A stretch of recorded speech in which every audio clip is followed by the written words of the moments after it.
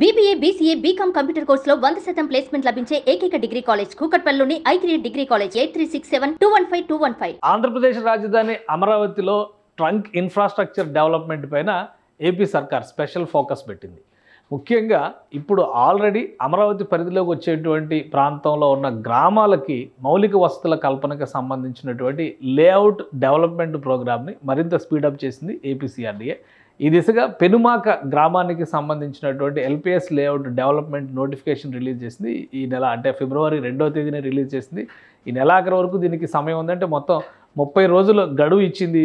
అందులో అభ్యంతరాలు ఏమైనా ఉంటే కనుక లబ్ధిదారులు ఎవరైతే ప్రభుత్వానికి ల్యాండ్ పూలింగ్ స్కీమ్ కింద ఎల్పిఎస్ లేఅవుట్లు అని చెప్పి డెవలప్ చేస్తున్నారో దాని కింద ఎవరైతే లబ్ధిదారులు ఇచ్చారో వాళ్ళకి ఏమైనా అభ్యంతరాలు ఉంటే కనుక అధికారులను అప్రోచ్ కావచ్చు. అసలు ఆ నోటిఫికేషన్ సారాంశం ఏంటి, దీని ద్వారా ఏం డెవలప్ చేయబోతుందో ఒకసారి చూద్దాం. మొత్తం నోటిఫికేషన్ విషయాలన్నింటినీ కూడా సిఆర్డీఏ పబ్లిక్ డొమైన్లోనే పెట్టింది.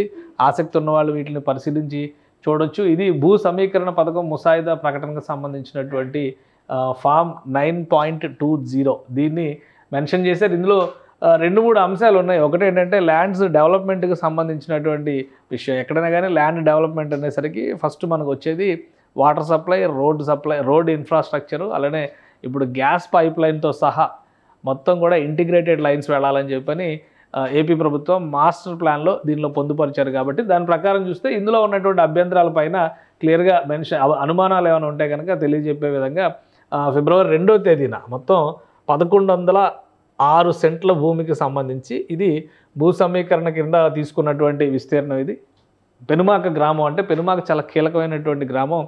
అమరావతికి విజయవాడ హైవేకి లింక్ చేసేటువంటి కీలకమైన గ్రామం ఇది. అందుకని ఇక్కడ డెవలప్మెంట్ అనేది చాలా ముఖ్యమైనది. అలానే ఈ నియమాలకు సంబంధించినటువంటి అంశాలను చూస్తే కనుక ఎవరైతే ఈ అథారిటీకి సంబంధించి అంటే భూ యాజమాన్య వివరాలు, భూ వినియోగ విభజన, ప్లాట్ల పునర్నిర్మాణం, తిరిగి కేటాయించేటువంటి విధానం, అథారిటీ ప్లాట్లు, భూమి కేటాయింపు, వివిధ ఉద్దేశాలకు యజమానుల భూముల కేటాయింపు తయారు చేయబడి అథారిటీ ఆమోదం పొందబడి ప్రచురించబడినటువంటి 30 రోజుల్లో అభ్యంతరాలని కోరుతూ రిలీజ్ చేసినటువంటి నోటిఫికేషన్ ఇది. దీనిలో ఏంటంటే ఒక ఫుల్ ఫ్లెడ్జ్డ్ లేఅవుట్ ఇమేజెస్తో సహా అన్నిటినీ కూడా ఏపీసీఆర్డీఏ పొందుపరిచింది. ఇది యాడ్ చేసినటువంటి డాక్యుమెంటేషన్ లిస్ట్ ఇది. ఒకసారి మాస్టర్ ప్లాన్ కూడా చూద్దాం. మాస్టర్ ప్లాన్ ప్రకారం చూస్తే ఇక్కడ ఏమేమి ఉన్నాయి, మాస్టర్ ప్లాన్లో అసలు పెనుమాక విలేజ్ ఎక్కడ ఉంది, దీనికి ఎందుకు ఇంత ప్రాధాన్యం ఉంది అనేదాన్ని కనుక ఒకసారి మనం పరిశీలించి చూస్తే ఇది మొత్తం ఏపీసీఆర్డీఏ సీడ్ క్యాపిటల్కి సంబంధించి డెవలప్ చేసినటువంటి మాస్టర్ ప్లాను. ఇందులో కీలకమైనటువంటి ప్లేస్ అంటే ఈ గ్రీన్ కొండ కనిపిస్తున్నటువంటి దాని పక్కన అది సీతానగరం కొండ అంటారు. ఈ కొండకు ఆనుకుని కనిపిస్తున్నటువంటి ఈ ప్రాంతమే పెనుమాక గ్రామం. ఇక్కడ ఇది నేషనల్ హైవేకి కనెక్ట్ అవ్వడానికి చాలా కీలకమైనటువంటి ప్రాంతం అవుతుంది. అలానే సీడ్ యాక్సిస్ రోడ్, ప్రధానంగా సీడ్ యాక్సిస్ రోడ్డు ఈ దిశగా వస్తుంది. కాబట్టి ఈ ప్రాంతం దగ్గర ఇంకా పెండింగ్ వర్క్స్ ఉన్నాయి. సీడ్ యాక్సిస్ రోడ్డుకు సంబంధించి కూడా భూముల సేకరణ ప్రక్రియ మరికొద్ది భూములు అక్కడ ఒక 10-15 ఎకరాలు సేకరించాల్సినటువంటి పరిస్థితి ఉందన్నారు. కాబట్టి దానిపైన కొంత వర్క్ జరుగుతుంది. అలానే ఎల్పిఎస్ లేఅవుట్ డెవలప్మెంట్ స్కీమ్కి సంబంధించి చూస్తే కనుక ఫుల్ ఫ్లెడ్జ్డ్గా డెవలప్ చేసినటువంటి ప్లాట్లని లబ్ధిదారులకు ఇచ్చేటువంటి కార్యక్రమం ఇది. సో ఏ విధంగా ఉండబోతుందో ఒకసారి ఆ మ్యాప్ కూడా మనం చూద్దాం. సో ఇది డాక్యుమెంట్లో రిలీజ్ చేసిన డాక్యుమెంట్లో కొన్ని అంశాలని పొందుపరిచారు. ఆ అంశాల పరంగా చూసినప్పుడు కూడా ఏ ప్లాట్ సైజ్ ఎంత, దాని లబ్ధిదారు ఎవరు, అలానే డెవలప్ అయిన తర్వాత వాళ్ళకి రాబోయేటువంటి లేఅవుట్ నంబరింగ్ ఏంటి, ఈ డేటా అంతా కూడా ఇందులో పొందుపరిచిన. ఉదాహరణ చూస్తే ఇక్కడ భూమి యజమాని యొక్క అసలు భూమి వివరాలు, అలానే కేటాయింపు కోసం పునర్నిర్మించిన ప్లాట్ ప్రతిపాదించినటువంటి వివరాలు, ఈ రెండింటిని మ్యాచ్ చేసుకుని చూసుకోవాలి ఎవరైనా కానీ. ఎందుకంటే అమరావతి లబ్ధిదారులు చూసేటువంటి అంటే ఈ ఎల్పిఎస్ లేఅవుట్లు పొందినటువంటి లబ్ధిదారులు ఇక్కడ యలమంచిలి ఉమామహేశ్వరరావు అనేటువంటి పేరుతో ఉన్న లబ్ధిదారు పేరు ఉంది. సో వాళ్ళ యాక్చువల్ సర్వే నంబర్లు సబ్ డివిజన్స్ ఇందులో కనిపిస్తున్నాయి. అది మెట్ట భూమా పట్ట దీనిపైన ఉంది.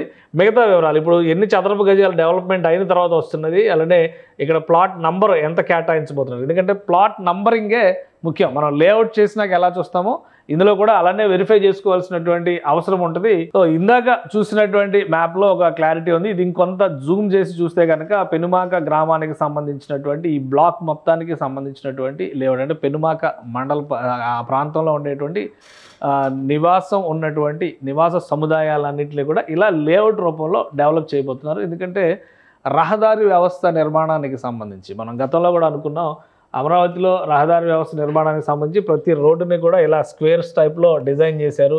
ప్రతిదీ ఇలా పైకి కిందకి వస్తుంది కాబట్టి అడ్డదిడ్డంగా వంకర టెంకర్గా రోడ్లు ఉండకూడదు కాబట్టి దానికి అనుగుణంగానే లేఅవుట్ల రూపకల్పన కూడా జరుగుతుంది. సో భవిష్యత్తులో అమరావతి ప్రాంతంలో ముఖ్యంగా చెప్పాలంటే ఇక్కడ ఉన్నటువంటి ఈ ప్రాంతంలో పెనుమాక ప్రాంతంలో రాబోయేటువంటి లేఅవుట్ స్ట్రక్చర్ ఈ విధంగా ఉంటుంది. ఇక్కడ నంబరింగ్ అంతా కూడా మనం చూడొచ్చు. మెయిన్ నంబరింగ్ తర్వాత వీటి నుంచి చూస్తే ఈ లేఅవుట్లకు సంబంధించి ఇప్పుడు యజమానుల జాబితాలు కూడా ఇందులోనే పొందుపరిచారు. సో దీని ప్రకారం చూస్తే కూడా ఇక్కడ మనకి మరికొన్ని అంశాలు ఏంటంటే ఇక్కడ ఈ డెవలప్ చేసినటువంటి లేఅవుట్లకి గ్యాస్ పైప్ లైన్స్, అలానే విద్యుత్ లైన్లకి సంబంధించి డ్రైనేజీ, నీటి సరఫరాకు సంబంధించి తాగునీటి సరఫరాకు సంబంధించినటువంటి అలైన్మెంట్లు మొత్తం ఆ ట్రంక్ స్ట్రక్చర్ ఇన్ఫ్రాస్ట్రక్చర్ మొత్తం కూడా డెవలప్ చేస్తారు కాబట్టి దాని నమూనాలను కూడా ఓపెన్ డొమైన్లో పెట్టింది.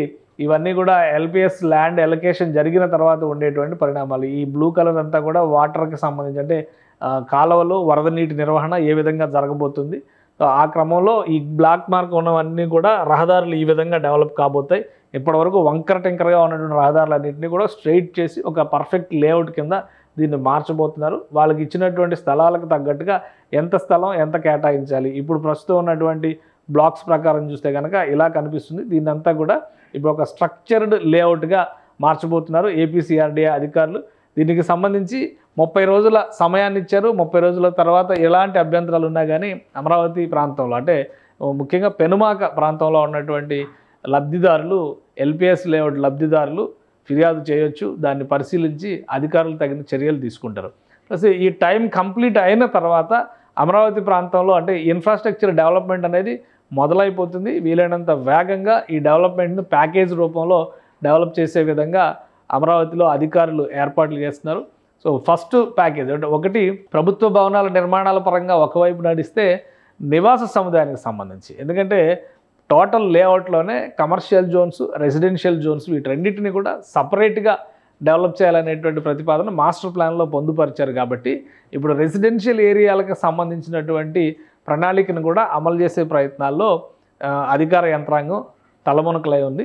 అందులో భాగంగా మొదటి అడుగు వేస్తున్నారు.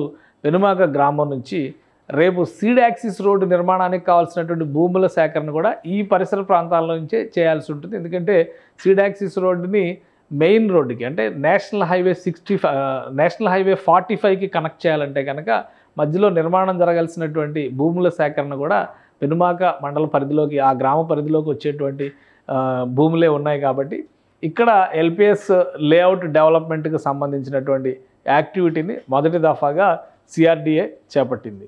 సుమన్ టీవీలో మీ పర్సనల్ అండ్ బిజినెస్ ప్రమోషన్స్ కోసం కింది నెంబర్కి కాంటాక్ట్ చేయండి.